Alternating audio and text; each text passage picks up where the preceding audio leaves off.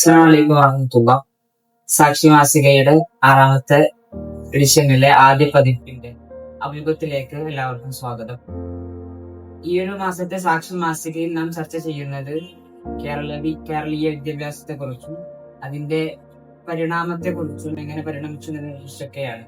അപ്പോ ഇന്ന് നമുക്ക് ഇവിടെ അഭിമുഖം നടത്താനായി നമുക്ക് ലഭിച്ചിരിക്കുന്നത് നമ്മുടെ കൈരളിക്ക് കൂടുതൽ ആമുഖങ്ങളില്ലാതെ തന്നെ മനസ്സിലാകുന്ന കേരളീയ ചരിത്രത്തിൽ വലിയ സംഭാവനകൾ നടത്തിയ നമ്മുടെ പ്രിയപ്പെട്ട നമ്മുടെ അഭിമാനമായ മൊയ്ൻ ഹുദവി ഉസ്താദ് അവറുകളാണ്. ഉസ്താദിനെ ആദ്യമായി ഞാൻ ഈ അഭിമുഖത്തിലേക്ക് സ്വാഗതം ചെയ്യുന്നു. അപ്പോ ഇന്ന് ഏപ്രിൽ 23 വായനാ ദിനം. അപ്പോ ഈ ഒരു വായനയുടെ ആധിക്യം അല്ലെങ്കിൽ അങ്ങനെയുള്ള ഒരു ഭ്രമം ഒരു മുസ്ലിം കൈരളിയെ സംബന്ധിച്ച് എത്രത്തോളമാണ് ഒരു മാപ്പിളയെ അത് സ്വാധീനിച്ചത്? എങ്ങനെയാണ് ഇത്തരത്തിലുള്ള വായനകളും അറബി മലയാളം സ്ക്രിപ്റ്റുകളും മുസ്ലിം കൈരളിയെ സ്വാധീനിച്ചത്? ഇന്ന് പറഞ്ഞതുപോലെ വായനാ ദിനമാണ്. വായനാ ദിനം നമ്മൾ പല രീതിയിൽ ആചരിക്കാറുണ്ട്, പലതരത്തിലുള്ള പ്രോഗ്രാമുകൾ സംഘടിപ്പിക്കാറുണ്ട്. അപ്പോൾ വായനാ ദിനത്തെ കുറിച്ച് സംസാരിക്കുമ്പോൾ പ്രത്യേകിച്ച് കേരളത്തിലെ മുസ്ലിങ്ങളെ സംബന്ധിച്ചിടത്തോളം അവർക്ക് ഒരു സമ്പന്നമായ വായനയുടെ ഇന്നലകൾ ഉണ്ടായിരുന്നു എന്നുള്ള ഒരു തിരിച്ചറിവ് കൂടി ഉണ്ടാവേണ്ടതുണ്ട് എന്ന് പലപ്പോഴും തോന്നിയിട്ടുണ്ട്. അപ്പൊ പുതിയ കാലത്ത് നമ്മൾ പുസ്തകങ്ങളുടെ എഡിഷൻസുകളെ കുറിച്ച് സംസാരിക്കാറുണ്ട്. ആളുകൾക്കിടയിൽ സാഹിത്യം ഒരു ഭ്രമം, ഒരു താല്പര്യമല്ലാതെ വർദ്ധിച്ചു വരുന്നു. പുസ്തകങ്ങളെ പുതിയ കാലഘട്ടത്തിൽ ഓരോരുത്തരും പ്രൊഡ്യൂസ് ചെയ്തുകൊണ്ടിരിക്കുകയാണ്. എന്നാൽ ഇതൊന്നും ഒരു പുതിയ കാലത്തിന്റെ മാത്രം സംഭവമല്ല. നമ്മളൊരു നൂറ്റാണ്ടുകൾക്ക് പിന്നോട്ട് പോകുമ്പോൾ ഇത്തരത്തിലുള്ള ഒരു വലിയ ട്രഡീഷൻ കേരളത്തിലെ മാപ്പിളമാർക്കിടയിൽ ഉണ്ടായിരുന്നു എന്ന് നമ്മൾ ഈ ഒരു മേഖലയിൽ ഗവേഷണം നടത്തുമ്പോൾ ബോധ്യമാവും. 1800കളുടെ രണ്ടാം പാതിയിലാണ് ഈ അച്ചടി ട്രെൻഡ്, ഈ മുദ്രണം അല്ലെങ്കിൽ പ്രിന്റിംഗ് പ്രസ്, മാപ്പിള അച്ചുകൂടങ്ങളുടെ വരവുണ്ടാകുന്നത് 1860-കളോടെയാണ്. അതിന് മുമ്പ് ഇവിടെ ഓറൽ ട്രഡീഷൻ ആയിട്ടുള്ള ജ്ഞാന കൈമാറ്റ രീതികൾ ഉണ്ടായിരുന്നു. മാനുസ്ക്രിപ്റ്റുകളായിട്ട് ഹാൻഡ് റിട്ടൺ ഡാറ്റകൾ കൈമാറുന്ന രീതികൾ ഉണ്ടായിരുന്നു. 1860കളോടെ ഈ പ്രിന്റിംഗ് പ്രസ്സുകൾ വരുന്നതോടെ ഇവിടെ മാപ്പിളമാര് കാലങ്ങളായിട്ട് മനസ്സിൽ സൂക്ഷിച്ചു വെച്ചിരുന്ന ഒരുപാട് വൈജ്ഞാനിക ഗ്രന്ഥങ്ങളായിട്ട് രചനകളായിട്ട് അതൊക്കെ മുദ്രണം ചെയ്യപ്പെടുകയാണ്. 1860-നും 1900-നും ഇടയിൽ ഏകദേശം ഒരു 10-40 കൊല്ലത്തിനിടയിൽ ആയിരക്കണക്കിന് രചനകൾ ഇവിടെ പ്രിന്റഡ് ആയിട്ട് പുസ്തകങ്ങളായിട്ട് വരുന്നുണ്ട്. ഇതെന്തുകൊണ്ട് അന്ന് ഇത്രമാത്രം രചനകൾ പുറത്തു വന്നു എന്ന് ചോദിച്ചാൽ അത് വായിക്കാൻ ഇവിടെ ആളുണ്ടായിരുന്നു എന്നുള്ളതാണ്. അപ്പൊ അന്ന് തന്നെ എഡിഷൻസുകളായിട്ട് വ്യത്യസ്ത പതിപ്പുകളായിട്ട് പുസ്തകങ്ങൾ ഇവിടെ പ്രിന്റ് ചെയ്യപ്പെട്ടിട്ടുണ്ട്. അപ്പോൾ മുസ്ലിങ്ങളെ സംബന്ധിച്ചിടത്തോളം പുസ്തകവും വായനയും 1800കളുടെ അഥവാ കേരളത്തിന്റെ പശ്ചാത്തലത്തിൽ 1800ന്റെ തുടക്കത്തിൽ 1820കളോടെയാണ് ആദ്യം മലയാള പുസ്തകം പൂർണ്ണാർത്ഥത്തിൽ ഇവിടെ നിന്ന് പ്രിന്റ് ചെയ്യപ്പെടുന്നത്. 1800ന്റെ തുടക്കത്തിൽ CMS പ്രസ് കോട്ടയത്തിൽ നിന്നാണ് ആദ്യത്തെ പുസ്തകം വരുന്നത്. 2 നൂറ്റാണ്ടിന്റെ ഒരു ഹിസ്റ്ററി മാത്രമേ ഉള്ളൂ മലയാള പുസ്തകം ഇവിടെ ഇന്ന് പ്രിന്റ് ചെയ്യപ്പെടുന്നതിന്. കുറെ നൂറ്റാണ്ടിന്റെ പാരമ്പര്യമൊന്നുമില്ല. അതിനെ തുടർന്ന് തന്നെ ഈ അറബി മലയാള അച്ചുകൂടങ്ങളുടെ ഒരു എലമെന്റ് ഉണ്ടാകുന്നുണ്ട്. അപ്പൊ അതിനെ തുടർന്ന് വളരെ സജീവമായിട്ടൊരു വായനയുടെ ലോകം തന്നെ മാപ്പിളമാർക്കിടയിൽ ഉണ്ടായിരുന്നു. അതിന്റെ തുടർച്ചയായിട്ടാണ് സത്യത്തിൽ നമ്മൾ ഇത്തരം വായന ദിനങ്ങളെ മനസ്സിലാക്കേണ്ടത് എന്നാണ്. അപ്പോ ഇത്രത്തോളം മാത്രം ഒരു വായന പാരമ്പര്യം മാപ്പിള മുസ്ലിങ്ങൾക്ക് മലയാളത്തിൽ ആളുകൾ ഉണ്ടായിരുന്നു. അപ്പോ എവിടെയാണ് സൂചിപ്പിച്ചു 1800കളിലാണ് നമ്മുടെ പ്രിന്റിംഗ് പ്രസ്സുകൾ, അതായത് അന്നത്തെ കാലത്ത് തന്നെ പ്രിന്റിംഗ് പ്രസ്സുകളൊക്കെ ഉണ്ടായിരുന്നു മാപ്പിളമാർക്കിടയിൽ. അല്ലാതെ ഒരുപാട് വായനകൾ നിലനിന്നിരുന്നു എന്നൊക്കെ പറഞ്ഞു. അപ്പോ പിന്നെ എന്തുകൊണ്ടാണ് 1992കളിലാണെന്ന് തോന്നുന്നു നമ്മുടെ കേരളം ഒരു പൂർണ്ണ സാക്ഷരതയിലേക്ക് 100% സാക്ഷരത എന്നുള്ളത് കൈവരിക്കുന്നത് 1992കളിലാണ്. അപ്പൊ അങ്ങനെ ഒരു ലൈറ്റിംഗ് വന്നിട്ട് അല്ലെങ്കിൽ അങ്ങനെ ഒരു വൈകൽ സംഭവിച്ചത് എന്തുകൊണ്ടായിരിക്കാം? ഇവിടെ മനസ്സിലാക്കേണ്ടത് എന്താണ് ഈ നോളജ് അല്ലെങ്കിൽ ലിറ്ററസി എന്താണ് എന്നുള്ള ഒരു പ്രാഥമികമായ ഒരു ചോദ്യം വരുന്നുണ്ട്. എന്താണ് സാക്ഷരത? സ്വാഭാവികമായിട്ടും ഇവിടുത്തെ ഒരു കൊളോണിയൽ കാലഘട്ടം വരുന്നതിന് ശേഷം 1947, 50, 56 കേരളം സംസ്ഥാനം രൂപീകൃതമാകുന്നു. പിന്നീട് വരുന്ന ഒരു ഫോർമൽ എഡ്യൂക്കേഷന്റെ അവിടുത്തെ ഒരു സിസ്റ്റം ഉണ്ട്. സ്വാഭാവികമായിട്ടും ആ ഒരു ഘട്ടത്തിൽ അവർ ചരിത്രത്തെ അടയാളപ്പെടുത്തുമ്പോഴും അല്ലെങ്കിൽ വിദ്യാഭ്യാസത്തെ അടയാളപ്പെടുത്തുമ്പോൾ ഈ ഫോർമൽ എഡ്യൂക്കേഷൻ സംവിധാനത്തെ മുൻനിർത്തിക്കൊണ്ടാണ് ഇവിടുത്തെ സംഭവങ്ങളെ വിലയിരുത്തുന്നത്. ഇപ്പൊ നമ്മൾ നോക്കുകയാണെങ്കിൽ 1830-കളിൽ 40-കളിൽ ഒരു ലാംഗ്വേജ് പോളിസി വരുന്നുണ്ട് കൊളോണിയൽ ഗവൺമെന്റിന്റെ. അതോടുകൂടി ഔദ്യോഗികമായിട്ട് ഇവിടുത്തെ ക്രയവിക്രയങ്ങൾക്ക് അവരുടെ ഒരു ഇംഗ്ലീഷ് ഭാഷ അറിയുന്നവർ മാത്രം ആണ് ഇവിടുത്തെ ഒരു ഒഫീഷ്യൽ ലാംഗ്വേജ് സംവിധാനമായിട്ട് അംഗീകരിക്കപ്പെടുന്നത്. അതിനു മുമ്പ് ഇവിടുത്തെ പേർഷ്യൻ ലാംഗ്വേജസ് ആണ് ഇന്ത്യയിൽ ഏറ്റവും വ്യാപകമായിട്ട്. നമുക്കറിയാം ഇവിടുത്തെ മുഗൾ ഭരണമാണെങ്കിലും അതിനെ തുടർന്നൊക്കെ പേർഷ്യൻ ലാംഗ്വേജ് എന്നുള്ളത് ഒരു വിജ്ഞാനത്തിന്റെ ഒരു ഒരു ഏരിയ തന്നെയാണ്. അതുകൊണ്ട് അതിൽ നൂറുകണക്കിന് രചനകൾ എഴുതിയ സ്കോളേഴ്സ് ഇവിടെ ഉണ്ടായിരുന്നത്. പക്ഷെ അവിടെയാണ് ഒരു ഇംഗ്ലീഷ് ലാംഗ്വേജ് ഔദ്യോഗിക ലാംഗ്വേജ് ആയിട്ട് അംഗീകരിക്കപ്പെടുന്നതും ഒരു ലാംഗ്വേജ് പോളിസി വരുന്നത്. അതോടുകൂടി ABCD അറിയുന്നവർ മാത്രം ലിറ്ററേറ്റ് ആവുകയും 100ഓളം രചനകൾ പേർഷ്യനിൽ എഴുതുന്നവർ ഇല്ലിറ്ററേറ്റ് ആവുകയും ചെയ്യുന്ന ഒരു പാരഡോക്സ് നമുക്ക് ചരിത്രത്തിൽ കാണാൻ പറ്റും. ഇതേ ഒരു സംഭവം തന്നെയാണ് നമ്മൾ അറബി മലയാളത്തിന്റെ അല്ലെങ്കിൽ ഇവിടുത്തെ ഒരു കേരളീയ വൈജ്ഞാനിക പരിസരത്ത് നമ്മൾ കാണുന്നത്.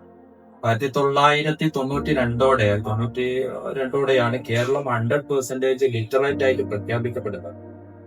അപ്പൊ സ്വാഭാവികമായിട്ടും അത് ഇവര് മുന്നിൽ വെക്കുന്ന ഒരു മാനദണ്ഡം, ആ മാനദണ്ഡത്തിനനുസരിച്ചുള്ള ലിറ്ററസി അവർ അളന്നു എന്നല്ലാതെ കേരളത്തിലെ മുസ്ലിം അല്ലെ കേരളത്തിലെ ജനങ്ങളുടെ ഒരു വൈജ്ഞാനികതയെ മുൻനിർത്തിയാവണോ എന്നില്ല. കാരണം ഇവിടെ തന്നെ ഒരുപാട് പാരഡോക്സ് സാധനങ്ങൾ കാണാൻ പറ്റുന്നത്. അപ്പൊ ഈ ലിറ്ററസി പ്രഖ്യാപിക്കപ്പെടുന്നത് തന്നെ ഒരു ചേലക്കോടൻ ആയിഷ എന്ന് പറയുന്ന കാവനൂർകാരിയായ ഒരു സ്ത്രീ അവരുടെ തുല്യതാ പരീക്ഷയിൽ വിജയിക്കുന്നതിനെയാണ് കേരളത്തിലെ ലിറ്ററസിയുടെ ഒരു സിമ്പിൾ ആയിട്ട് ഹൈലൈറ്റ് ചെയ്യുന്നത്.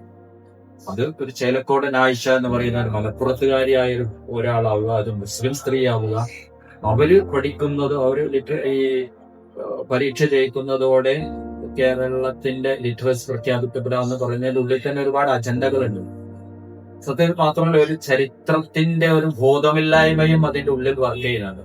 അപ്പൊ ഇതിന്റെ ഉള്ളിൽ എന്ന് പറയുന്നത് ഇപ്പൊ കേരളം 100% ലിറ്ററസി നേടാതിരിക്കുന്നതിന്റെ മുമ്പിലെ തടസ്സം ഒരു മുസ്ലിം സ്ത്രീയാണ് എന്നുള്ളതിന്റെ അല്ല മുസ്ലിംസ് ആണ് എന്നുള്ളതിന്റെ ഒരു ധ്വനി അതിന്റെ ഉള്ളിലൂടെ വരുന്നു എന്നുള്ളതാണ് ഈ ഒരു സംഭവം.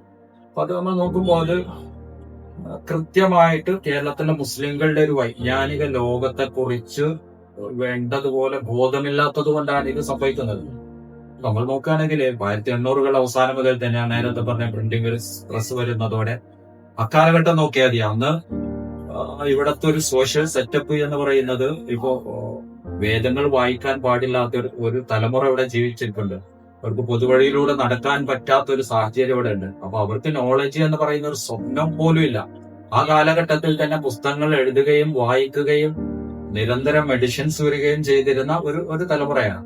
അവിടെയാണ് ഇപ്പൊ നമ്മൾ 1800-കളുടെ അവസാനം ഒരു മലപ്പുറത്തിന്റെ ഒരു കുഗ്രാമത്തിൽ നിന്ന് ഒരു മാപ്പിള പെണ്ണിന് ഇവിടത്തെ ഒരു വീടിന്റെ ഉള്ളിൽ ഇരുന്നിട്ട് ബഗ്ദാദിനെ കുറിച്ചും ഡമസ്കസിനെ കുറിച്ചും വാദോരാതെ സംസാരിക്കാൻ പറ്റുന്ന ഒരു കാലം ഉണ്ടായിരുന്നു. അപ്പോ അവര് വായിക്കുന്നുണ്ട്, അവർ പാട്ട് പാടുന്നുണ്ട്. അന്നത്തെ ഓറൽ ട്രഡീഷനാണ്. അവർക്ക് നോളജിന്റെ ഒരു ലോകം അവർക്കുണ്ട്. പക്ഷെ കാലഘട്ടത്തില് ഇവിടെ പല ആളുകൾക്കും ഇതിനപ്പുറത്തേക്ക് ഓർക്കാൻ പോലും പറ്റാത്ത കാലം ഉണ്ടായിരുന്നു.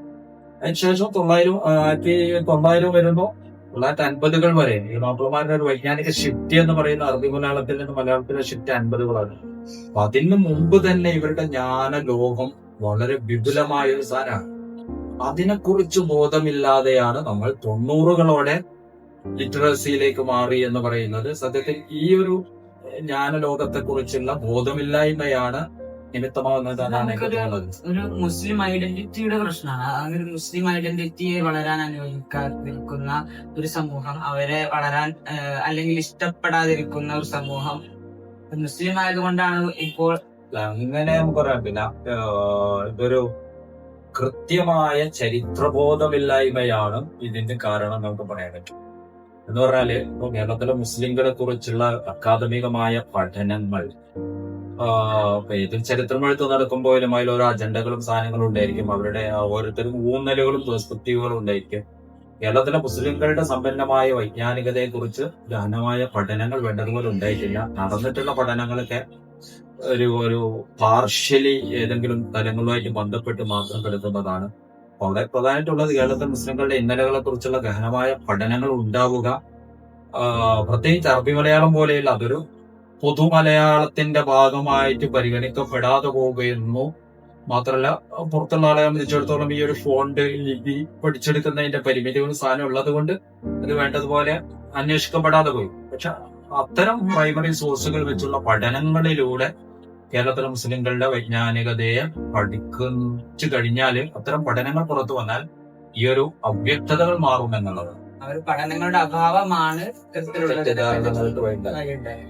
അപ്പോൾ സ്വാഭാവികമായിട്ടും നമ്മുടെ കേരളത്തിന്റെ വൈജ്ഞാനിക ചർച്ച ചെയ്യുമ്പോൾ മാലിക് ദീനാർ ഭഗവന്ത് മുതല് പിന്നെ നമ്മുടെ അതിനുശേഷം ചർച്ച ചെയ്യുന്നത് മറ്റൊരു കാലഘട്ടത്തെയാണ്. അതിനിടയിൽ ഏകദേശം 10 നൂറ്റാണ്ടുകളുടെ ഗ്യാപ്പ് നമുക്ക് അവിടെ കാണാൻ കഴിയും. ആ ഒരു കാലത്തെ കുറിച്ച് ചരിത്രത്തിലെ നമുക്ക് ആരും വ്യക്തമാക്കിയിട്ടില്ല. അപ്പൊ അതിനെ കുറിച്ച് എന്താണ് ഇത് തോന്നുന്നു നമ്മൾ സാധാരണ നബിയുടെ കാലത്ത് തന്നെ ഇസ്ലാം കേരളത്തിൽ എത്തിയെന്ന് പറയുന്നു. പിന്നീട് മഖ്ദൂമുമാരുടെ കാലത്തിലാണ് നമ്മൾ ചരിത്രം പറയാറുള്ളത്. അതിനിടയിലുള്ള ഒരു വലിയൊരു ഗ്യാപ്പ് പൊതുവെ പറഞ്ഞു വരുന്നുണ്ട്. അത് ഞാൻ നേരത്തെ പറഞ്ഞതുപോലെ ഒരു വേണ്ടതുപോലെയുള്ള ചരിത്രാന്വേഷണങ്ങൾ ഇല്ലാത്തത് കൊണ്ട് വരുന്ന ഒരു ഗ്യാപ്പ് മാത്രമാണ്. അതെ, നമ്മൾ ആ മേഖലയിലേക്ക് ഫോക്കസ് ചെയ്ത് ഇറങ്ങിയാൽ ഒരു ചരിത്രമായിട്ടുള്ള ഗ്യാപ്പ് അവിടെ ഇല്ല. കാരണം 700 മുതൽ അല്ലെങ്കിൽ 8-ാം നൂറ്റാണ്ട് മുതൽ 15-ാം നൂറ്റാണ്ട് വരെയുള്ള ഒരു കേരളത്തിലെ മുസ്ലിം സാന്നിധ്യവും അതേപോലെ പുറം ലോകവുമായിട്ടുള്ള ഇടപെടലുകളും വിപുലമായിട്ടുള്ള സോഴ്സുകൾ അതിനുണ്ട് എന്നുള്ളതാണ്. ഓരോന്നുണ്ടോ നമുക്ക് ഒരു കേരളീയ ഇസ്ലാമിനെ നമ്മൾ അടയാളപ്പെടുത്തുമ്പോൾ അതിന്റെ ശേഷിപ്പുകള്, പ്രാഥമികമായ ഇൻസ്ക്രിപ്ഷൻസുകൾ ഉണ്ടായിരിക്കും, ഗ്രേവ്സുകൾ ഉണ്ടായിരിക്കും, ശിലാലിഖിതങ്ങൾ ഉണ്ടായിരിക്കും, സ്മാരകശിലകൾ ഉണ്ടായിരിക്കും. ഇങ്ങനെയുള്ള പ്രൈമറി സോഴ്സുകളിൽ നിന്ന് ചരിത്രത്തെ നമുക്ക് ഡെവലപ്പ് ചെയ്യാൻ പറ്റും. അതിന് ഏറ്റവും ഉദാഹരണമായിട്ട് നമുക്കൊരു കണ്ണൂർ പരിസരങ്ങളിലെ ധാരാളം ചരിത്ര ശേഷിപ്പുകളുണ്ട്. അവിടെ ഇരിക്കൂറിലെ ശ്മശാന ലിഖിതങ്ങളുണ്ട്, വളവട്ടണത്തുള്ള ഒരുപാട് പഴയ പള്ളികളുണ്ട്, ഗ്രേവ്സ് മക്കാമുകളുണ്ട്, ശ്രീകണ്ഠാപുരത്തുള്ള പള്ളികളിലെ ലിഖിതങ്ങളുണ്ട്, കണ്ണൂരിന്റെ വ്യത്യസ്ത ഭാഗങ്ങളിൽ മാടായി പള്ളിയിലെ ലിഖിതങ്ങളുണ്ട്, ഏഴുമലയെ കുറിച്ചുള്ള പഴയകാല സൂചനകളുണ്ട്, അറക്കൽ രാജ ഫാമിലിയായിട്ട് ബന്ധപ്പെട്ട് കണ്ടെടുക്കപ്പെട്ട ഒരുപാട് പഴയ രേഖകളുണ്ട്. ഇത്തരം പ്രാഥമിക വിവരങ്ങൾ, പ്രൈമറി ഡാറ്റകൾ നൽകുന്ന ഒരുപാട് സോഴ്സുകൾ നമ്മുടെ മുമ്പിലുണ്ട്. അത് വെച്ചുകൊണ്ട് നമ്മൾ ചരിത്രത്തെ അന്വേഷിക്കുമ്പോൾ, കേരളീയ ഇസ്ലാമിനെ അന്വേഷിക്കുമ്പോൾ നമുക്ക് 8-ാം നൂറ്റാണ്ട് 9-ാം നൂറ്റാണ്ടിന്റെ കൃത്യമായ ചിത്രം നമുക്ക് കണ്ടെത്താം. ഉദാഹരണത്തിന് ഇപ്പോ റിഹ്ലത്തുൽ മുലൂക്ക് എന്ന് പറയുന്ന രചന, ഇപ്പോ അതില് 9-ാം നൂറ്റാണ്ടിൽ മധ്യത്തിൽ അലിയുൽ കൂഫിയെ പോലെയുള്ള സൂഫികൾ കേരളത്തിലേക്ക് വരുന്നതും അവിടെ സെറ്റിൽ ആവുന്നതിന്റെ കൃത്യമായ ചരിത്രം ഈ കൃതി നമുക്ക് നൽകുന്നുണ്ട്. ഒരു സുഹ്രവർത്തി എന്ന് പറയുന്ന ഒരു സ്കോളർ ഇവിടെ വന്ന് എഴുതി എന്നാണ് വിശ്വസിക്കപ്പെടുന്ന ഗ്രന്ഥം. അതേപോലെ ലുഹൂറുൽ ഇസ്ലാം ഫി ദിയാരി മലൈബാർ എന്ന് പറയുന്ന ആദ്യകാല ഇസ്ലാമിക കേന്ദ്രങ്ങളെ കുറിച്ച് എനിക്ക് വിവരം നൽകുന്ന മാനുസ്ക്രിപ്റ്റ് സാധനങ്ങൾ കണ്ടെടുക്കപ്പെട്ടിട്ടുണ്ട്. ഇപ്പൊ ഇത്തരം സാധനങ്ങളൊക്കെ വെച്ചിട്ട് നമ്മൾ പഠിക്കുമ്പോൾ നമുക്ക് ഈ ഇസ്ലാമിന്റെ 1-ാം നൂറ്റാണ്ട് 2-ാം നൂറ്റാണ്ടിനെ കുറിച്ചുള്ള കൃത്യമായ ചിത്രങ്ങൾ നമുക്ക് കിട്ടും. ഞാൻ നേരത്തെ പറഞ്ഞ ഇരിക്കൂറിലെ സ്മാരക ശിലകൾ, അതില് ഹിജ്റയുടെ 1-ാം നൂറ്റാണ്ടിലെ ഹിജ്റ 50 എന്ന് സൂചിപ്പിക്കുന്ന എഴുത്തുകൾ, ഓൾഡ് ക്യൂഫി ലിപിയിൽ എഴുതപ്പെട്ട സാധനങ്ങൾ നമുക്ക് ലഭ്യമാകുന്നുണ്ട്. ഇതുപോലെ ധാരാളം, ഞാൻ പറഞ്ഞ 10-ാം നൂറ്റാണ്ടിന് മുമ്പ് തന്നെയുള്ള സോഴ്സുകൾ നമുക്ക് പലതും ലഭ്യമാണ്. അവിടെ നിങ്ങൾക്ക് ഇപ്പോ 11, 12, 13, 14 നൂറ്റാണ്ടുകൾ നോക്കിയാല് ധാരാളം അറബ് യാത്രികര് ഇന്ത്യ സന്ദർശിക്കുന്നു, മലബാർ സന്ദർശിക്കുന്നു, ഈ കോസ്റ്റൽ ഏരിയകൾ സന്ദർശിക്കുന്നത്, ഒരു 5-8 യാത്രികരുടെ ട്രാവലോഗുകൾ, അറബ് സഞ്ചാരികളുടെ യാത്രാ വിവരണങ്ങൾ നമുക്ക് കണ്ടെത്താൻ പറ്റും. ഇതിലൊക്കെ അവർ ഈ ദേശത്ത് അവർ കാണുന്ന സാധനങ്ങള്, സംവിധാനങ്ങളെല്ലാം രേഖപ്പെടുത്തി വെച്ചിട്ട് ഈ പ്രശ്നം കിടക്കുന്നത് ഇത്തരം സോഴ്സുകളെ മുൻനിർത്തിയുള്ള പഠനങ്ങൾ വേണ്ടതുപോലെ നടന്നിട്ടില്ല. ഇതൊക്കെ അറബിയിലാണ് എഴുതപ്പെട്ടിട്ടുള്ളത്. ഈ അടുത്ത കാലത്തായിട്ട് ഇതിൽ പല രചനകളും നമുക്കിന്ന് ലഭ്യവുമാണ്. അപ്പൊ ഈ അറബി സോഴ്സുകളിലെ പഠനങ്ങളെ വെച്ചുകൊണ്ട് പുതിയ അക്കാദമിക പഠനങ്ങൾ നടക്കേണ്ടതുണ്ട്. അപ്പൊ അതിലൊക്കെ പരാമർശിക്കപ്പെട്ട ഇവിടുത്തെ കുറെ സ്ഥലങ്ങളുണ്ട്, നാമങ്ങൾ. അതൊക്കെ ഏതാണ് പരാമർശിക്കപ്പെട്ടിട്ടുള്ളതെന്ന് കണ്ടെത്തപ്പെടണം. അപ്പോ 1300-കളിലെ 340-കളിലെ ഇവിടെ വന്ന ഇബിൻ ബത്തൂത്തയുടെ രഹില നമുക്ക് ലഭ്യമാണ്. അതിന്റെ മലയാളം സാധനങ്ങളൊക്കെ വന്നിട്ടുണ്ടെങ്കിൽ കൂടി അതിൽ അദ്ദേഹം ഓരോ ദേശത്ത് സഞ്ചരിക്കുന്നതും ഈ കോസ്റ്റൽ ബെൽറ്റിലുള്ള മനുഷ്യന്മാരുടെ ജീവിത ശൈലികള്, മുസ്ലിങ്ങളെ കണ്ടുമുട്ടിയിട്ട് ദർശ സംവിധാനം, ഇവിടുത്തെ പണ്ഡിതന്മാര്, പുറം ലോകവുമായിട്ടുള്ള ബന്ധങ്ങള്, ധാരാളം ആളുകളെ കണ്ടുമുട്ടുന്നത് എല്ലാം അദ്ദേഹം ഇത് രേഖപ്പെടുത്തി വെച്ചിട്ടുണ്ട്. അത് നമ്മളിൽ നോക്കുമ്പോൾ 1300-കളിൽ ഇത്രമാത്രം സമ്പന്നമായ ഒരു കേരളീയ ഇസ്ലാമിന്റെ ചിത്രം നമുക്കതിൽ നിന്ന് കാണാൻ പറ്റും. ഇങ്ങനെ 1500-കൾ വരെയുള്ളത് വെച്ച് നോക്കുമ്പോൾ ഒരു യാത്രകളാണ് കേരളത്തിലെ മുസ്ലിങ്ങളുടെ ജ്ഞാനലോകത്തെ രൂപപ്പെടുത്തി വെച്ചിട്ടുള്ളത്. അങ്ങനെ നമ്മൾ ചർച്ച ചെയ്യുമ്പോ ഇപ്പോ പറഞ്ഞു ആ ഒരു വിദ്യാഭ്യാസത്തിന്റെ ലെഗസി അത് കേരളീയ സമൂഹം ഒറ്റക്ക്, അതായത് സ്വന്തം രൂപപ്പെടുത്തിയെടുത്തതല്ല.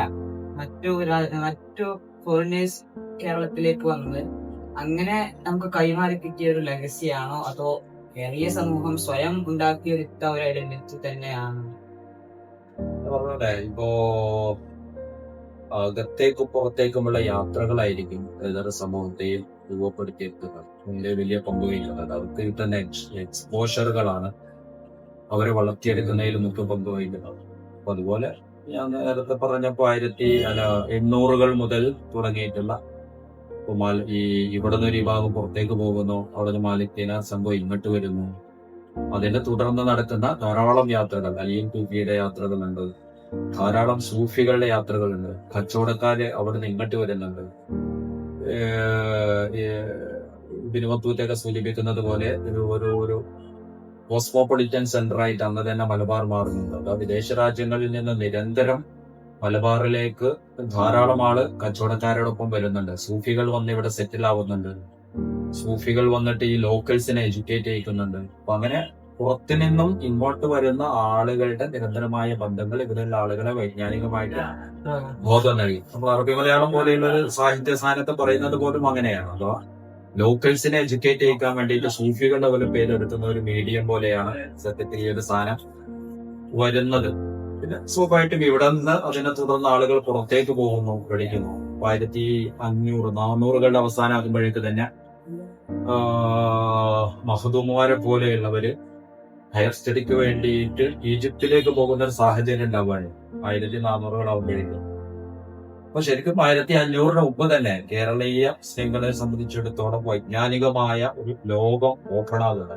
അത് ഒരിക്കലും ഇവിടെയുള്ള സൗകര്യങ്ങൾ മാത്രം പരിമിതമല്ല, മറിച്ച് അന്നത്തെ ഒരു കോസ്മോപൊളിറ്റൻ സെന്ററാണ്. അതാ മൊത്തം ലോകത്തിന്റെ ഒരു കേന്ദ്രമാണ് മലബാർ.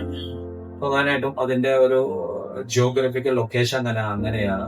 കച്ചവടക്കാർ വരും, ഇവർ അങ്ങോട്ട് പോകും, അവിടെ ഇങ്ങോട്ട് വരും. ആ ഒരു കൊടുക്കലും വാങ്ങലുകളുമാണ് കേരളത്തെ വൈജ്ഞാനികമായിട്ട് രൂപീകരിച്ചിട്ടുള്ളത്. ഇപ്പോ ഈ കോഴിക്കോട് നമ്മളൊരു സ്ഥാപനമാണെന്ന് കാണാറില്ല. അപ്പൊ അതിന് മുൻപ് കോഴിക്കോട് മുൻപ് ഉണ്ടായിരുന്നു. ഇപ്പൊ നമ്മള് 1100-കളോടൊക്കെ തന്നെയാണ് കോഴിക്കോട് ഒരു കേന്ദ്രമായിട്ട് ഇങ്ങനെ ഒരു വൈജ്ഞാനിക കേന്ദ്രമായിട്ട് വരുന്നത്. 1100-കളോട് കോഴിക്കോട് നമ്മൾ നോക്കുകയാണെങ്കിൽ വളരെ നേരത്തെ വേണ്ടി സാമൂതിരി ഇവരുടെയൊക്കെ ഒരു കണക്ഷൻ വരുന്നത് 1100 കാലഘട്ടത്തോടെയാണെന്നാണ് വിശ്വസിക്കപ്പെടുന്നത്. 1500 വരെയുള്ള ഒരു കാലഘട്ടം 600-കളൊക്കെ ആകുമ്പോൾ ശരിക്കും കോഴിക്കോട് കാളിമാര് വൈജ്ഞാനികമായിട്ട് ശോഭിച്ചിരുന്നൊരു കാര്യം.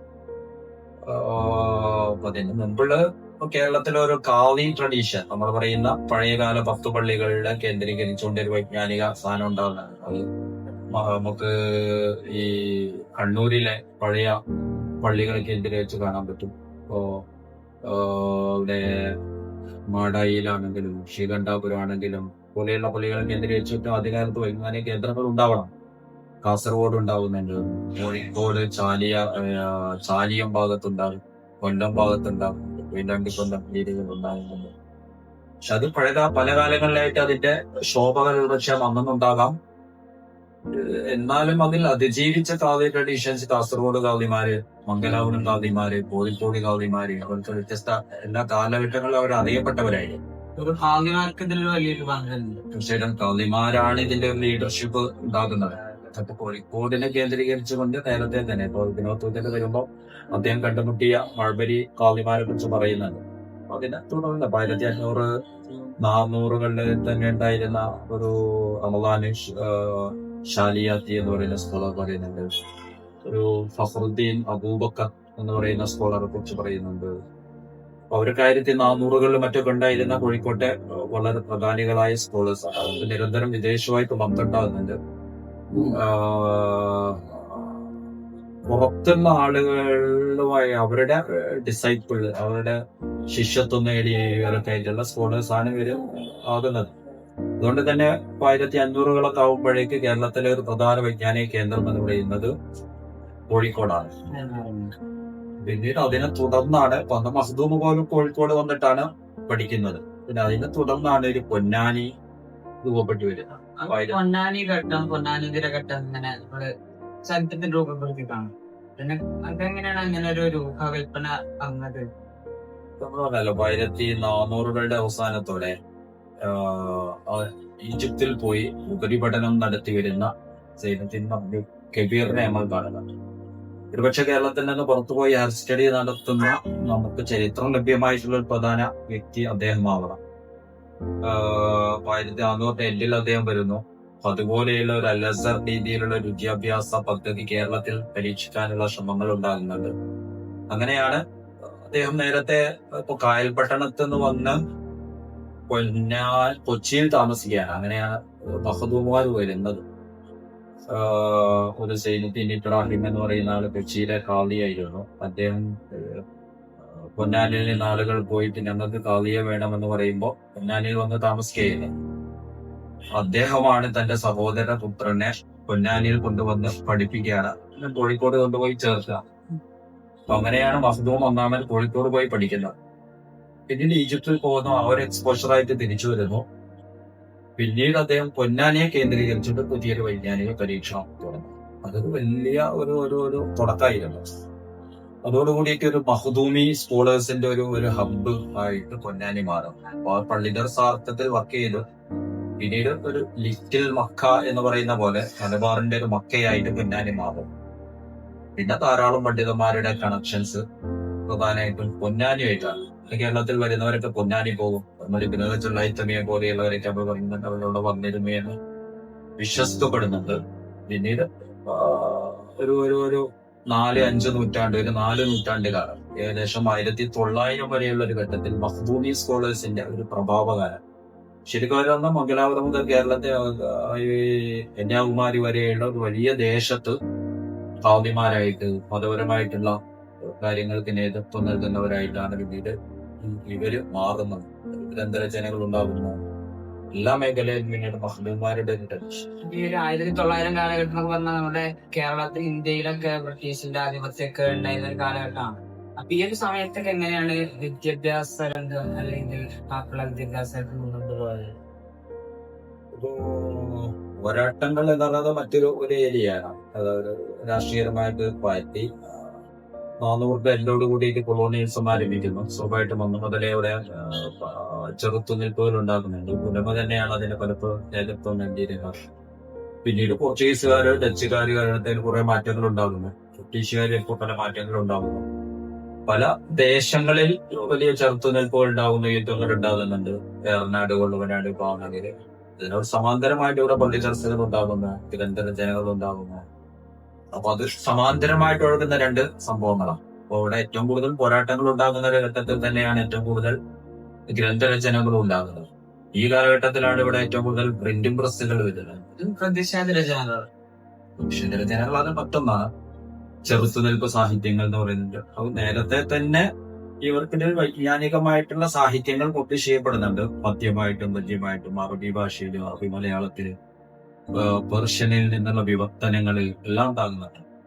അപ്പോ അത് ഒരു ഭാഗത്തിന് നടന്നുകൊണ്ടിരിക്കുമ്പോൾ സ്വാഭാവികമായിട്ടും ബ്രിട്ടീഷുകാരോടുള്ള വിമർശനാത്മകമായിട്ടുള്ള സാഹിത്യങ്ങൾ, റെസിസ്റ്റൻസ് ലിറ്ററേച്ചർ തലത്തിൽ ധാരാളം രചനകൾ ഉണ്ടാകുന്നുണ്ട്. ഈ ബ്രിട്ടീഷുകാർ ആ സമയത്ത് നമ്മുടെ ഒരുപാട് എഴുത്ത് മേഖലയിൽ പ്രസ്സുകളൊക്കെ നിരോധിച്ചിരുന്ന ആ കാലത്തും ഇതൊക്കെ മുസ്ലിങ്ങളുടെ ഇടയിൽ സജീവമായി അതിൽ പലപ്പോഴും ചില കൃതികൾ നിരോധിക്കുന്നുണ്ട്, ചില അച്ചുകൂടങ്ങൾ സീൽ ചെയ്യുന്നുണ്ട്. പക്ഷെ അത് സ്വാഭാവികമായിട്ട് ഉണ്ടാകുന്ന ഒരു സാധനത്തിലേക്ക് അപ്പുറത്ത് മാപ്പിളമാർ അതിനെ അതിജീവിക്കുന്നുണ്ട്. ഒരു ഗ്രന്ഥരചനകൾ നിരന്തരമായിട്ട് നടത്തുന്നുണ്ട്. അത് ഒരു കാലഘട്ടത്തിന്റെ ഒരു പൊതു സ്വഭാവം എന്നുള്ളതിലേക്ക് ധാരാളം രചനകൾ അവര് ഈ കാലഘട്ടത്തിൽ കൊണ്ടുവരികയാണ്. 1900 ആകുമ്പോഴേ തന്നെ ആയിരക്കണക്കിന് രചനകൾ മാപ്പിളമാർക്കിടയിൽ പ്രിന്റഡ് ആയിട്ട് വന്നിട്ടുണ്ടാവാം.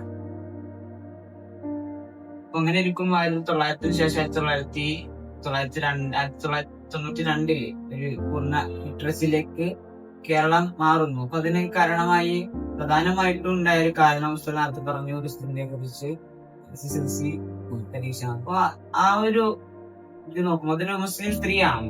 അപ്പൊ ഈ മുസ്ലിം സ്ത്രീകളുടെ ഒരു നമ്മുടെ ഈ ഒരു വൈജ്ഞാനിക രംഗത്തുള്ള പങ്കുകൾ എങ്ങനെ ചർച്ച ചെയ്യും? ഞാൻ നേരത്തെ പറഞ്ഞപ്പോൾ തന്നെ ഈ അറബി മലയാള വൈജ്ഞാനികത പ്രധാനമായിട്ടും മലബാറിൽ ഡെവലപ്പ് ആവുന്നത് സ്ത്രീകളെ കേന്ദ്രീകരിച്ചിട്ടുണ്ട്. എങ്ങനെ ഈ അറബി മലയാള സാഹിത്യത്തിന്റെ ഡെവലപ്മെന്റ് എന്ന് തന്നെ പറയുന്നത് അത് പ്രധാനമായിട്ടും അതിന്റെ വായനക്കാര് ഒക്കെ സ്ത്രീകളായിരുന്നു. വീട് വീടാന്തരം പുസ്തകങ്ങൾ വിറ്റ് നടത്തുന്ന ട്രഡീഷണ കാലത്ത് ഉണ്ടാകുന്നുണ്ട്. അപ്പോ സ്ത്രീകളായിരുന്നു ഇതിന്റെ പ്രചാരകരും ഇതിന്റെ വായനക്കാരും ഇതിന്റെ ചർച്ച ചെയ്യുന്നവരൊക്കെ. അങ്ങനെ നോക്കുമ്പോൾ നമുക്ക് 1800 അവസാനത്തിൽ തന്നെയുള്ള സ്ത്രീകളെ എഡ്യൂക്കേറ്റ് ചെയ്യുന്നതിനെ ഫോക്കസ് ചെയ്തുകൊണ്ട് ഉലമാക്കളുടെ ആഹ്വാനങ്ങൾ കാണാൻ പറ്റും. പല ഗ്രന്ഥങ്ങളിൽ ഇതിന്റെ പരാമർശങ്ങൾ കാണാൻ പറ്റും. അവരെ മാത്രം വായിക്കുന്നതിന് വേണ്ടി രചിക്കപ്പെട്ട ധാരാളം ഗ്രന്ഥങ്ങൾ 1890 പ്രിന്റ് ചെയ്യപ്പെട്ടത് കാണാൻ പറ്റും. അപ്പൊ നമുക്ക് ശരിക്കും 1800 അവസാനത്തിൽ തന്നെ കേരളത്തിലെ ഒരു ഫോക്കസ്ഡ് കമ്മ്യൂണിറ്റി ആയിരുന്നു മുസ്ലിം സ്ത്രീ എന്നുള്ളത് നമുക്ക് വ്യക്തമാണ്. മാത്രമല്ല 900 തുടക്കത്തിലൊക്കെ ആകുമ്പോഴേക്ക് ഇവര് നല്ലപോലെ വായിക്കുന്നുണ്ട്, അവര് പാടി പറയുന്നുണ്ട്, അവര് അത് ആളുകളിലേക്ക് ഷെയർ ചെയ്യുന്നുണ്ട്. അപ്പോ സ്ത്രീ എന്നുള്ളത് നേരത്തെ തന്നെ വൈജ്ഞാനികമായിട്ട് അവള് മലബാറിൽ ഒരു സ്ഥാനം അലങ്കരിച്ചിരുന്നു എന്നുള്ളതിന്റെ പ്രൈമറി സോഴ്സ് നമുക്ക് പറയാൻ പറ്റും. ആ ഒരു ശക്തമായ ഒരു ട്രഡീഷൻ മലബാറിലുണ്ട്. പ്രത്യേകിച്ച് 1950 മുമ്പ് വ്യാപകമായിട്ട് നമുക്ക് കാണാൻ പറ്റും. പക്ഷെ പിന്നീട് ആ ഒരു ട്രഡീഷൻ പല കാരണങ്ങളാൽ അസ്തമിച്ചു പോയി എന്നുള്ളതാണ്. ഇതിലും സ്ത്രീകളുടെ ഒരു വൈജ്ഞാനിക ഉയർച്ചയ്ക്കും അതുപോലെ അതിനു മുമ്പ് നമ്മുടെ കേരളത്തിൽ ഈ ബ്രിട്ടീഷ് സമയത്ത് നടന്ന വൈജ്ഞാനിക ഉയർച്ചക്കൊക്കെ ഈ ഉലമാക്കളുടെ പങ്ക് പറഞ്ഞതുപോലെ ഈ ഉലമാക്കളുടെ പങ്ക് എന്ന് പറയുമ്പോൾ ഈ ഉലമാക്കൾ നമുക്ക് സാഹചര്യത്തിൽ വരുന്ന ഒരു വിമർശനമാണ്, അല്ലെങ്കിൽ പണ്ട് മുതലേ കേട്ടുകേൾവിയുള്ള ഒരു കാര്യമാണ്. ഉലമാക്കൾ ഒരിക്കലും അപ്ഡേറ്റഡ് അല്ല, അവർക്ക് ഒരുപാട് കാര്യങ്ങൾ അപ്ഡേറ്റ് ചെയ്യുന്നില്ല, സമൂഹത്തിൽ അനുവദിക്കുന്നില്ല, അപ്ഡേറ്റ് ചെയ്യുന്നുള്ളൂ. അപ്പൊ ആ ഒരു വിമർശനങ്ങളൊക്കെ എങ്ങനെ കാണാം? അല്ല, നമ്മൾ നോക്കുകയാണെങ്കിൽ ഇപ്പോ കേരളത്തിന്റെ ഒരു വൈജ്ഞാനിക ചരിത്രത്തിലെ ഉലമയാണ് എല്ലാ കാലഘട്ടത്തിലും ഈ മാറ്റങ്ങൾക്ക് നേതൃത്വം നൽകിയിരുന്നത് എന്നുള്ളതാണ്. മഹ്ദൂമാരെ കുറിച്ച് പറയുമ്പോൾ നേരത്തെ സൂചിപ്പിച്ചതുപോലെ ഓരോ പുതിയ അപ്ഡേഷനുകൾ വരുമ്പോൾ അതിനെ ആദ്യമായിട്ട് സ്വീകരിക്കുന്നത് ഉലമയാണ്. ഇപ്പൊ ഹയർ സ്റ്റഡിക്ക് വേണ്ടിയിട്ട് പുറത്തേക്ക് യാത്ര ചെയ്യുന്നത് മഹ്ദൂമാണ്. ഇപ്പോ നമ്മൾ അവിടെ തന്നെ എത്തിയിരിക്കാം. ഇപ്പൊ നമ്മൾ ഈജിപ്തിലേക്കും ലസറിലേക്കൊക്കെ ഈ അടുത്ത കാലത്താണ് വലിയ അർത്ഥത്തിലൊരു യാത്ര. ഇപ്പൊ കുറെ കൂടി യൂറോപ്യൻ രാജ്യങ്ങളിലേക്ക് നമ്മുടെ സ്റ്റുഡൻസ് യാത്ര ചെയ്തുകൊണ്ടിരിക്കുന്നത്. പക്ഷെ അത് 1400 എൻഡിൽ തന്നെ അന്ന് ഇത്രയൊരു യാത്രക്ക് അവർ പോവാന്ന് പറയുന്നത് ഭയങ്കര സംഭവമാണ്. അതാ ഓരോ കാലഘട്ടത്തിലും പുതിയ ഏതൊക്കെ മേഖലകളുണ്ടോ അത് ആ കാലഘട്ടം. ഇപ്പൊ 1800 അവസാനം വരുമ്പോൾ പ്രിന്റിംഗ് പ്രസ് വരുന്നു. സ്വാഭാവികമായിട്ടും അന്ന് അതിനെ കുറിച്ചൊരു ഡിസ്കഷൻ നടക്കുന്നുണ്ട്. പക്ഷെ ആ ഒരു പ്രിന്റിംഗ് പ്രസ്സിനെ പൂർണ്ണാർത്ഥത്തിൽ ഉപയോഗപ്പെടുത്തുന്നത് ഉലമ തന്നെയാണ്. ഈ കൊമണം ബീറ്റൽ ഇബ്രാഹിം ടിംസ്ലാരെ പോലെയുള്ള സ്കോളേഴ്സ് പ്രിന്റ് വരുമ്പോൾ താൻ രചിക്കുന്ന 10-40ഓളം ഗ്രന്ഥം പ്രിന്റ് ചെയ്ത് പുറത്തുകൊണ്ടുവരാൻ അദ്ദേഹം ശ്രമിക്കുന്നുണ്ട്. ഒരു പുതിയ ടെക്നോളജി വരുമ്പോൾ അതിനെ അവർ സ്വീകരിക്കുന്നു, അവർ നിരന്തരം വ്യാപാരം ചെയ്യുന്നു. മഖ്ദൂമി സ്കോളേഴ്സ് ഒന്നും നമുക്ക് അവരുടെ പൊന്നാനിയിൽ പോയി തിരഞ്ഞാലൊന്നും അവരെ കാണൂല. കാരണം അവർ സഞ്ചാരികളാണ്, ഓരോ ഇടത്തു പോകും, പുതിയ സംവിധാനങ്ങളിലൂടെ ആളുകളിലേക്ക് നോളജിനെ കൈമാറ്റം നടത്തും. അപ്പൊ അവര് ഓറൽ ട്രഡീഷനിൽ നിന്ന് മാറി മാനുസ്ക്രിപ്റ്റ് സംവിധാനത്തിൽ നിന്ന് മാറി പ്രിന്റ് വരുമ്പോൾ അച്ചുവിനെ അവർ സ്വീകരിക്കുന്നു. അപ്പോൾ അവര് ഏറ്റവും ഒരു അപ്ഡേറ്റഡ് ടീമാണ് ആയിട്ടാണ് ഉലമ എല്ലാ കാലഘട്ടത്തിലും വർദ്ധിച്ചിട്ടുള്ളത്. പൊള്ളയായ വാദമാണ്, അത് വിമർശനങ്ങളാണ് പറയുന്നത്. അപ്പൊ അങ്ങനെ ഇരിക്കുമ്പോ നമ്മുടെ ഈ സ്വാതന്ത്ര്യ സമയത്തും ഈ പ്രിന്റിംഗ് പ്രസ്സുകളൊക്കെ സജീവമാണ് നമ്മൾ വിലയിരുത്തിയ സമയത്തും 1921 കാലഘട്ടം ഈ ലഹളകളൊക്കെ നടന്ന ആ കാലഘട്ടത്തിൽ ഒന്ന് ക്ഷയിച്ചു പോയോ എന്ന ആശങ്ക. സ്വാഭാവികമായിട്ടും 21 വലിയൊരു ആഘാതം കേരളത്തിലെ മുസ്ലിങ്ങളുടെ മൊത്തം പ്രവർത്തനങ്ങളെ ബാധിച്ചിട്ടുണ്ട്. കുറെ ലീഡേഴ്സ് നാടുകടത്തപ്പെട്ടു, കുറെ ആളുകൾ വധിക്കപ്പെട്ടു. മൊത്തത്തിൽ വലിയൊരു ആഘാതം ഉണ്ടാകുമ്പോൾ ബ്രിട്ടീഷുകാരുടെ ഒരു ശക്തമായ നിരീക്ഷണം ഉണ്ടായതുകൊണ്ട് പല മേഖലകളെ അത് ബാധിച്ചു എന്നതാണ്. അത് വലിയ പ്രശ്നമായിട്ട് മാറിയിട്ടുണ്ട്. 1921 പക്ഷെ അതിനെ അതിജീവിക്കുന്നതിനുള്ള ശ്രമങ്ങൾ പിന്നീട് സംഘടിതമായിട്ട് ഉണ്ടായി. രാഷ്ട്രീയമായിട്ടുള്ള ഒരു ശാക്തീകരണം, മതപരമായിട്ടുള്ള ശാക്തീകരണത്തിന് സ്ഥാപനങ്ങൾ താനൂരിനെ കേന്ദ്രീകരിച്ചുകൊണ്ട് പാങ്ങലാമട്ട് മുസ്ലിയാരെ പോലെയുള്ള ആളുകളുടെ സ്ഥാപനങ്ങൾ വന്ന് സമസ്ത പോലെയുള്ള സംഘടനകൾ ഉണ്ടായി. 1920 ശേഷമാണ് ഇവിടെ ഇത്തരത്തിലുള്ള സഭകളിൽ നിന്നും മാറി ഒരുപാട് കൂട്ടായ്മകളും വിദ്യാഭ്യാസ കൂട്ടായ്മകളും സംഘടനകളും ഒക്കെ 21 ഉണ്ടാക്കിയ ആഘാതത്തെ അതിജീവിക്കുന്നതിന് വേണ്ടി ഇവിടെ ഉണ്ടാകുന്നുണ്ട്. ഇതിലൂടെ പല മാറ്റങ്ങളുണ്ട്. ഇക്കാലത്തുണ്ടായ പല മാറ്റങ്ങൾക്കും തുടക്കമുണ്ടാകുന്നതും ഈ ഒരു ശ്രമത്തിലൂടെയാണ് കാണാൻ പറ്റും. അപ്പോ ഈ ഒരു ഇൻഫോർമൽ അല്ലെങ്കിൽ ഒരു ഫോർമൽ രീതിയെ എങ്ങനെ സമീപിച്ചു, അതായത് ഇസ്ലാം എങ്ങനെ സമീപിച്ചു? ഇസ്ലാം ഒരിക്കലും ഒരു ഫോർമൽ രീതി വാങ്ങിയിട്ടില്ല അല്ലെങ്കിൽ കൊണ്ടുപോയിട്ടില്ല. ഇൻഫോർമൽ രീതിയുടെ അങ്ങനെ വൈജ്ഞാനിക രംഗത്തെ കാട്ടിയത്. അങ്ങനല്ല, ഒരു രാഷ്ട്രീയ സംവിധാനം ഇവിടെ വരുന്ന ഒരു ഭരണകൂടം ഉണ്ടാകുന്നേ. സ്വാഭാവികമായിട്ടും ഭരണകൂടത്തിന്റെ ഔദ്യോഗികമായിട്ടുള്ള ഒരു വിദ്യാഭ്യാസ ഒരു സംവിധാനം, സ്കൂള് പോലെയുള്ള വിദ്യാഭ്യാസ സംവിധാനങ്ങളോട് ഉണ്ടാകുന്നുണ്ട്.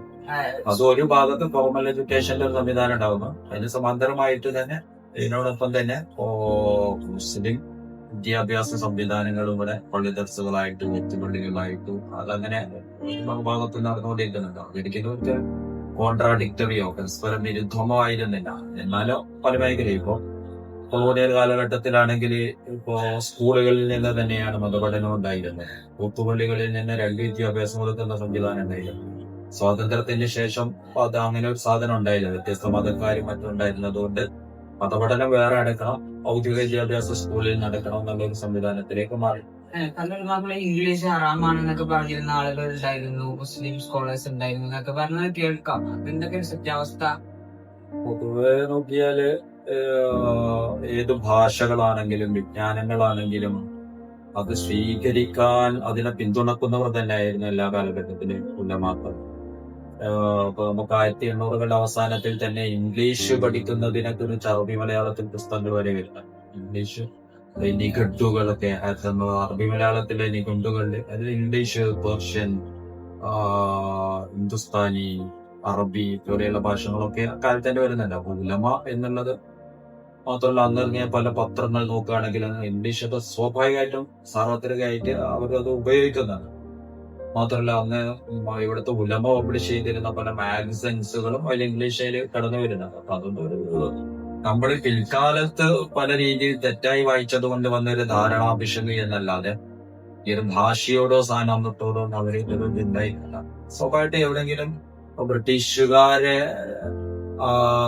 സാംസ്കാരികമായിട്ട് പ്രതിരോധിക്കുന്നതിന്റെ ഭാഗമായിട്ട് ഒരു പക്ഷേ അങ്ങനെ ആരെങ്കിലും പറഞ്ഞിട്ടുണ്ടാവാം, അല്ലെങ്കിൽ എന്തെങ്കിലും നിലപാടുകൾ എടുത്തിട്ടുണ്ടാവാം. ഗാന്ധിയുടെ ഒക്കെ നേതൃത്വത്തില് ബോയ്ക്കോട്ട് സമരങ്ങളൊക്കെ ഉണ്ടാകുന്ന കാലത്ത് അവരുടെ കോർട്ട്, അവരുടെ കോടതികൾ, അവരുടെ സ്കൂളുകളെയൊക്കെ ബഹിഷ്കരിക്കുന്ന സമ്പ്രദായങ്ങൾ ഇവിടെ ഉണ്ടാകുന്നുണ്ട്. അതൊരു ബഹിഷ്കരണത്തിന്റെ പ്രതിഷേധത്തിന്റെ ഭാഗമായിട്ടുണ്ടാകുന്ന അതുപോലെ ഒരു പക്ഷേ ഭാഷകളൊക്കെ ഏതെങ്കിലും വ്യക്തിഗതമായിട്ടോ മറ്റോ ഉണ്ടാവാം. എന്നല്ലാതെ ഒരു വൈജ്ഞാനിക സമ്പ്രദായങ്ങളോടോ ഭാഷാ സംവിധാനങ്ങളോടോ ഉലമക്ക് ഒരു പൊതുവായ ഒരു വിരുദ്ധ നിലപാടുണ്ടായി എന്നില്ല എന്നുള്ളതാണ്. അപ്പോ ഈ ഒരു കേരള മുസ്ലിം നവോത്ഥാനം അല്ലെങ്കിൽ നേരത്തെ 1300-കളിലാണെന്ന് തോന്നുന്നു. 300-കളില് മഖ്ദൂമികളൊക്കെ ഈ മഖ്ദൂം ഈജിപ്തിൽ പോയി പഠിച്ചു എന്നൊക്കെ പറഞ്ഞു. അപ്പൊ ഈ മുസ്ലിം സമുദായത്തിന്റെ ഹയർ സ്റ്റഡീസ് എങ്ങനെയായിരുന്നു എന്ന് ഒന്നുകൂടി നമ്മള് രാജ്യത്തിൽ ചർച്ച ചെയ്യുമ്പോൾ നേരത്തെ സൂചിപ്പിച്ചല്ലോ, അത് പല കാലങ്ങളിലായിട്ട് പുറത്തേക്ക് ആളുകളുടെ സഞ്ചാരത്തിലൂടെ രൂപപ്പെട്ടു വരുന്നതാണ് ഇത്. ഓരോ കാലഘട്ടത്തിൽ അവർ പുറത്തേക്ക് പോകുന്നുണ്ട്, യാത്ര ചെയ്യുന്നുണ്ട്, പഠിക്കുന്നുണ്ട്. മക്കത്ത് പോകുന്നു, ഈജിപ്തിലേക്ക് പോകുന്നു, ഒമാൻ, യമൻ ഭാഗങ്ങളിലേക്ക് പോകുന്നു. അപ്പൊ അറബ് കോണ്ടാക്റ്റുകൾ ഇവർക്കിടയിൽ വ്യാപകമായിട്ട് ഉണ്ടാകുന്നുണ്ട്. പ്രത്യേകിച്ച് മക്ക 1800-കളോടെയൊക്കെ ഒരു മക്ക, ഹിജാസ് ഒരു ജ്ഞാനത്തിന്റെ കേന്ദ്രങ്ങളായിട്ട് വരുന്നുണ്ട്. ആ കാലഘട്ടത്തിൽ ധാരാളം പേര് ഇവിടെ നിന്ന് പോയിട്ട് അവിടുന്ന് പഠിച്ചു വരുന്നുണ്ട്. സൈനി ദഹ്ലാനെ പോലെയുള്ള അങ്ങനെ കുറെ സ്കോളേഴ്സ്, പിൽക്കാലത്ത് കേരളത്തിലും പല ഉലമാക്കളുടെയും അധ്യാപകരായിട്ടുള്ള പലരും ഉണ്ടാകുന്നു. ഹയർ സ്റ്റഡിക്ക് വേണ്ടി അവിടെ പോകും, അവരത് അനുഭവിച്ച് നാട്ടിലേക്ക് തിരിച്ചു വരും. ഇവിടെ വിദ്യാഭ്യാസ പദ്ധതികൾ അവർ ആവിഷ്കരിക്കും. അതാണ് ഇവരുടെ ഒരു ഹയർ സ്റ്റഡിയുടെ രീതികൾ ആദ്യകാലത്ത് ഉണ്ടാകുന്നത്. പിന്നീട് പിൽക്കാലത്ത് ഇപ്പോ ഇന്ത്യയുടെ വ്യത്യസ്ത ഭാഗങ്ങളിലുള്ള ദൈവബന്ധു പോലെ, ബാഫയാത്ത് പോലെയുള്ള സ്ഥലങ്ങളിലേക്ക് പോകും. അവസാനങ്ങളിൽ 1900-ന്റെ തുടക്കത്തിലൊക്കെ അത്തരം അകത്തേക്കും പുറത്തേക്കുള്ള യാത്രകളാണ് ഇവിടെയുള്ള ആളുകളെ വൈജ്ഞാനികമായിട്ട് ശക്തീകരിച്ചത് എന്ന് കാണാവുന്നതാണ്. അതൊക്കെ തന്നെയാകും തോന്നുന്നു നമ്മുടെ പിന്നെയുള്ള ഈ സാമാന്യ വിദ്യാഭ്യാസത്തിന്റെ ഒക്കെ തുടക്കം. അപ്പൊ അതില് ഈ സമസ്തയൊക്കെ സാമാന്യ വിദ്യാഭ്യാസത്തിൽ ഒരുപാട് പങ്ക് വഹിച്ചു എന്ന് മനസ്സിലാക്കുന്നു.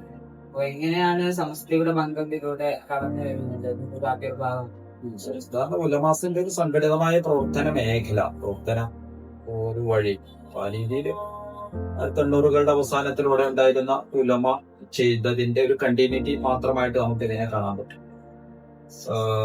ഉലമ സംഘടിതമായിട്ട് വർക്ക് ചെയ്യുന്നു. അത് പുതിയ കാലഘട്ടത്തിൽ ഏത് രീതിയിൽ എഡ്യൂക്കേഷൻ കൊടുക്കണമെന്ന് അവർ ചിന്തിക്കുന്നുണ്ട്. അതിൽ മദ്രസ വിദ്യാഭ്യാസ പ്രസ്ഥാനമായ 1980-കളോടെ വരുന്നുണ്ട്. അതിന്റെ പോത്തുപള്ളി സംവിധാനമുണ്ട്. അതിലൂടെ പള്ളിദർ സംവിധാനത്തെ ശാക്തീകരിക്കുന്നുണ്ട്, ഓർഗനൈസ് ചെയ്യുന്നുണ്ട്. 1980-കളോടെ സമന്വയ വിദ്യാഭ്യാസ സംവിധാനങ്ങൾ സജ്ജീകരിക്കപ്പെടുന്നു. അതിപ്പോ ദർബുദ മൂവ്മെന്റ് പോലെയുള്ള സംഭവങ്ങളൊക്കെ വരുന്നതോടെ നമ്മൾ നേരത്തെ തന്നെ ഇവിടെ ഉണ്ടായിരുന്ന ഒരു വിദ്യാഭ്യാസ സംവിധാനത്തെ കുറെ കൂടി മെച്ചപ്പെടുത്തുന്ന രീതിയിൽ പുതിയ കാലത്തോട് സംവദിക്കുന്ന ഉലമ സ്കോളേഴ്സിനെ രൂപപ്പെടുത്തുക എന്നുള്ള രീതിയിലേക്ക് സംഭവങ്ങൾ വരും. ദാറുദയെ കുറിച്ച് പറഞ്ഞത് ദാറുദ മൂവ്മെന്റ് ഈ സമന്വയ വിദ്യാഭ്യാസത്തിൽ കൊണ്ടുവന്ന മാറ്റങ്ങൾ എന്തൊക്കെയാണ്? അല്ലെങ്കിൽ ഒരു സാമൂഹിക ഇസ്ലാമിക ശാക്തീകരണം എന്നുള്ള ജമാഅത്തിന്റെ കീഴിൽ വന്ന മൂവ്മെന്റ്സ് എന്തൊക്കെയാണ്? കേരളത്തിലെ വിദ്യാഭ്യാസ മേഖലയില് നേരത്തെ തന്നെ 1800-കളുടെ അവസാനം അല്ല അതിന് മുമ്പോ വളരെ അപ്ഡേറ്റഡ് ആയിട്ടുള്ള ഒരു ചിന്താ പദ്ധതിയാണ് ഉലമാസിലൂടെ എല്ലാ കാലഘട്ടത്തിലും വന്നിട്ടുള്ളത്. ഓരോ കാലഘട്ടത്തിലും അതിനനുസരിച്ചുള്ള പരിഷ്കരണങ്ങളും അപ്ഡേഷനുകളും ഓരോ കാലത്ത് ഉലമാസിൽ സ്വീകരിച്ചിട്ടുണ്ട്. 1980-കളോടെ തന്നെ കുറെ ഈ പലതരത്തിലുള്ള ആക്ഷേപങ്ങൾ ഉണ്ടായിരുന്നു. ഉലമ ഈ ശുദ്ധമായ ഭാഷ സംസാരിക്കാത്തവര്, അല്ലെങ്കിൽ ഇംഗ്ലീഷ് കൈകാര്യം ചെയ്യാത്തവര് പോലെയുള്ള ആക്ഷേപങ്ങൾ മറ്റൊക്കെ ഉണ്ടായിരുന്നു. അപ്പോ അതിനെ കവച്ചു വെക്കുന്ന വിധത്തിൽ ഒരു ഉലമാ വിങ് രൂപപ്പെട്ടു വരണം എന്നുള്ള ഒരു ചിന്തയുടെ ഭാഗമായിട്ടാണ് എല്ലാ വിജ്ഞാന മേഖലകളിലും കഴിവുള്ളവർ ഡെവലപ്പ് ചെയ്യാന്നുള്ള ഒരു പദ്ധതിയുടെ ഭാഗമായിട്ടാണ് ഇത്തരം സംഭവങ്ങൾ ഉണ്ടാകുന്നത്. പല പരീക്ഷണങ്ങളുടെയും ഭാഗമായിട്ട് അത്തരം നടത്തുന്നുണ്ട്. അപ്പോ അത് കൃത്യമായൊരു വിജയത്തിൽ എത്തുകയും ചെയ്തു എന്നതാണ്. 1980, 90, 2000 ആകുമ്പോഴേക്കും എല്ലാ മേഖലകളിലും ഇടപെടാൻ പറ്റിയ നല്ല സ്കോളേഴ്സിന്റെ ഒരു ഗ്യാങ് തന്നെ രൂപപ്പെട്ടു വരികയും അവരെന്നെ മാസികകൾ ഇറക്കുകയും അവരെ തന്നെ വിദേശ രാജ്യങ്ങൾ യാത്ര ചെയ്യുകയും പ്രധാനപ്പെട്ട സെമിനാറുകളും സിമ്പോസിയങ്ങളിലൊക്കെ പങ്കാളികളാകുകയും വ്യത്യസ്ത ഭാഷകളില് വ്യത്യസ്ത നാടുകളില് ആളുകളായിട്ട് സംവദിക്കുകയും ചെയ്യുന്ന ഒരു വിഭാഗം പെട്ടെന്ന് രൂപപ്പെട്ടു വന്നു. അപ്പൊ അതോടുകൂടി ഇത്തരം ആക്ഷേപങ്ങളൊക്കെ നിഷ്പ്രഭമായി പോയി. മാത്രമല്ല ഈ പുതിയ പ്രത്യേകിച്ച് സലഫി ഇതുമായിട്ട് ബന്ധപ്പെട്ടുള്ള അവരുടെ നാരേറ്റീവ്സ് സാധനങ്ങളൊക്കെ ഒരു നിഷ്പ്രഭമാകുകയാണ് ഉണ്ടായിട്ടുള്ളത്. മാത്രമല്ല ഇപ്പൊ നോക്കുകയാണെങ്കിൽ 1990-കൾ മുതൽ 2020-കൾ വരെ അല്ലെ കണ്ടംപററി വർത്തമാന കാലഘട്ടം വരെ കേരളത്തിലെ ഒരു ദഴവ മേഖലയായിട്ട് ബന്ധപ്പെട്ട് നോക്കിയാൽ ഇവിടുത്തെ ഏറ്റവും പ്രധാനപ്പെട്ട ഒരു സുന്നത്ത് ജമാഅത്തിന്റെ ഒരു പ്രചരണം സാധ്യമായത് ശരിയൊരു സമന്വയ സംവിധാനങ്ങളിലൂടെയാണ്. പ്രത്യേകിച്ചും ഇവരുടെ നിലപാട്, ഇവരുടെ കാഴ്ചപ്പാട്, ഇവരുടെ പ്രഭാഷണങ്ങള്, പ്രത്യേകിച്ച് അക്കാദമിക മേഖലയിലേക്കുള്ള ഇവരുടെ ഇടപെടലുകള്, അവരുടെ പഠനങ്ങള്, ഗവേഷണങ്ങള്, അതൊക്കെ ഒരു ട്രഡീഷണൽ വൈജ്ഞാനിക സംഭവങ്ങളുടെ ആഴം സ്ഥാപിക്കുന്നതിന് വേണ്ടിയുള്ളതായി. സ്വാഭാവികം ഇത് ഇവിടുത്തെ സലഫി മൂവ്മെന്റ്സുകളെയും അവരുടെ ചിന്തകളെയൊക്കെ വളരെ അതിന്റെ അല്പത്തരങ്ങളും അതിന്റെ എന്താ ഉള്ളു കൊള്ളയാണ് എന്നുള്ള ഒരു വസ്തുത സാധാരണക്കാർക്ക് മനസ്സിലാക്കി കൊടുക്കുന്നതിൽ വലിയ പങ്കുവഹിച്ചു. അതിലുള്ള ധാരാളം അക്കാദമികമായ പഠനങ്ങൾ വിദേശ യൂണിവേഴ്സിറ്റികളെ കേന്ദ്രീകരിച്ചും അല്ലാതെ അല്ലെ ലോക പ്രസിദ്ധമായ പല പബ്ലിഷേഴ്സിൽ നിന്നൊക്കെ പുറത്തു വരാൻ തുടങ്ങി. തുറന്നു കാട്ടപ്പെട്ടു. കൃത്യമായിട്ടും ഒരു ട്രഡീഷണൽ ഉലമ മൂവ്മെന്റ്സിനെയും ഇടപെടലുകളെയും വേണ്ടതുപോലെ അക്കാദമികമായിട്ട് രേഖപ്പെടുത്തപ്പെടാതെ പോയൊരു കാലം ഉണ്ടായിരുന്നു. പക്ഷെ അതിനപ്പുറത്തേക്ക് ഈ പാരമ്പര്യമാണ് ശക്തി എന്നുള്ള ഊന്നി എന്നുള്ള പഠനങ്ങളും സാധനങ്ങളും ധാരാളമായിട്ട് വന്നു. മാത്രമല്ല എല്ലാവരും ആ മേഖലയിലേക്ക് കടന്നു വരാൻ ഇപ്പോഴും വിദേശ യൂണിവേഴ്സിറ്റികളും മറ്റൊക്കെ പോയി പഠിക്കുന്ന ആളുകളും ഇത്തരം ഇപ്പൊ സൂഫിസ്റ്റിക് ആയിട്ടുള്ള പല വിഷയങ്ങളെ കുറിച്ച് പഠിക്കാൻ നിർബന്ധിതരെ. അവർ അതിനെ കുറിച്ചാണ് ഇന്ന് അവരുടെ ഗവേഷണം നടത്തുന്നത്. അപ്പോ ഈ സമന്വയ മൂവ്മെന്റ് ഉണ്ടാക്കിയിട്ടുള്ള ഏറ്റവും വലിയ മാറ്റം എന്ന് പറയുന്നത് ഈ പൈതൃകത്തിന്റെ ആഴങ്ങളെയും അതിന്റെ ഒരു അക്കാദമികതയെയും പുറത്തു കൊണ്ടുവരാൻ പുതിയ കാലത്തിന് പറ്റിയ രീതിയിലേക്ക് അതിനെ അവതരിപ്പിക്കാൻ സാധിച്ചു എന്നതാണ്. അപ്പോ ഈ ഒരു സമന്വയ വിദ്യാഭ്യാസത്തില് ചർച്ച ചെയ്യുമ്പോൾ സമന്വയ വിദ്യാഭ്യാസത്തിൽ സ്വാഭാവികമായിട്ടും ഒരു സെക്കുലർ എന്നുള്ള രീതിയിൽ വിദ്യാഭ്യാസം കാണുമ്പോൾ അതിൽ സ്ത്രീകള് ഒരുപാട് ഇപ്പോ സ്ത്രീ പുരുഷൻ തുല്യമായിട്ടാണ് അതിൽ ഇടപെടുന്നത്. ഒരു മതപരമായി നോക്കുമ്പോൾ അതിൽ എത്രത്തോളം ഈ കാലഘട്ടത്തിൽ നമുക്ക് ഇടപെടാൻ കഴിയുന്നുണ്ട് വ്യക്തത തോന്നിട്ടില്ല. പോകുന്നത് എല്ലാ കാലഘട്ടത്തിലും ഞാൻ നേരത്തെ പറഞ്ഞതുപോലെ സ്ത്രീകളുടെ പാർട്ടിസിപ്പേഷൻ പഴയ കാലത്ത് വിദ്യാഭ്യാസ മേഖല സജീവമായിട്ട് ഉണ്ടാകുന്നുണ്ട്. പക്ഷെ അത് അവരുടെ സർക്കിളിന്റെ ഉള്ളിലായിരുന്നു എന്നുള്ളത് മാത്രം. 1950 വരെ അല്ല 60 വരെയൊക്കെ കേരളത്തിലെ പലയിടത്തും ഓത്തുപള്ളികളിലൊക്കെ ക്ലാസ് എടുക്കുന്ന സ്ത്രീകളെന്ന് കാണാൻ പറ്റും. അതിനുശേഷവും ഇപ്പൊ ഈ അടുത്ത കാലഘട്ടങ്ങളിലായിട്ട് ധാരാളം പുതിയ വിദ്യാഭ്യാസ സംവിധാനം വന്നതോട് കൂടിയിട്ട് ധാരാളം സ്ത്രീകൾ വിദ്യാഭ്യാസ മേഖലയിൽ സജീവമായിട്ട് പങ്കെടുക്കുന്നുണ്ട്. ഇസ്ലാമികമായ ചിട്ടാവട്ടത്തുള്ളിൽ നിന്നുകൊണ്ട് തന്നെ അവർ മതം സജീവമായിട്ട് പഠിക്കുന്ന അവസരങ്ങൾ ഉണ്ടാകുന്നു. പുറത്തുപോയിട്ട് ഹയർ സ്റ്റഡി നടത്തുന്നുണ്ട്. അതൊരു പോസിറ്റീവായിട്ട് അതിന്റെ ഇസ്ലാമികമായ ചിട്ടകൾക്കുള്ളിൽ നിന്നുകൊണ്ടുള്ള ഇത്തരം മുന്നേറ്റങ്ങളെ വളരെ പോസിറ്റീവായിട്ട് കാണാവുന്നതാണ്. ധാരാളം 1989 മുതൽ വരുന്ന നമ്മളെ സഹ്റാവിയ സംവിധാനങ്ങള്, വാബിയ സംവിധാനങ്ങള്, അതെല്ലാം അതിനെ തുടർന്ന് ഈ 2 ഉണ്ടാകുന്നതോടുകൂടി കേരളത്തിൽ പൊട്ടിമുളച്ചിട്ടുള്ള ധാരാളം സംവിധാനങ്ങൾ കേരളത്തിലെ മുസ്ലിം സ്ത്രീയുടെ മതപഠന മേഖലയിലേക്കുള്ള സജീവമായ ഒരു പഠന മേഖലയിലേക്കുള്ള വലിയൊരു മുന്നേറ്റം വളരെ പോസിറ്റീവായിട്ടുള്ള ഒരു മാറ്റമായിട്ട് കാണാവുന്നതാണ്. അപ്പൊ നമ്മുടെ അവസാനിപ്പിക്കുകയാണ്. അപ്പോൾ ഇത് കേരളത്തിന്റെ പൈതൃകത്തെ കുറിച്ചും അത് എത്രത്തോളമായിരുന്നു മുമ്പത്തെ കാലഘട്ടത്തിൽ നമ്മെ സ്വാധീനിച്ചതെന്നും ഈ ഒരു വായനയും അതെങ്ങനെയാണ് കേരള മുസ്ലിങ്ങളെ അറബി മലയാളം എങ്ങനെയായിരുന്നു കൈരളിയെ സ്വാധീനിച്ചതെന്നും ഒക്കെ നാം ഈ വായനാ ദിനത്തിൽ ഇന്നിവിടെ ശ്രമിച്ചു കഴിഞ്ഞിട്ടുണ്ട്. അപ്പോ നമ്മുടെ സാക്ഷിയുടെ ഈ ഒരു അഭിമുഖം നമ്മളിവിടെ അവസാനിപ്പിക്കുന്നു. ഇതിനെ നമ്മൾ സഹകരിച്ച മൊയ്ൻ ഉസ്താദിന് നാം ഇതിനടുത്ത് നിന്ന് നന്ദികൾ അർപ്പിക്കുന്നു. നമ്മുടെ അഭിമുഖം അവസാനിപ്പിക്കുകയാണ്. അസ്സലാമു അലൈക്കും വറഹ്മത്തുള്ളാഹി.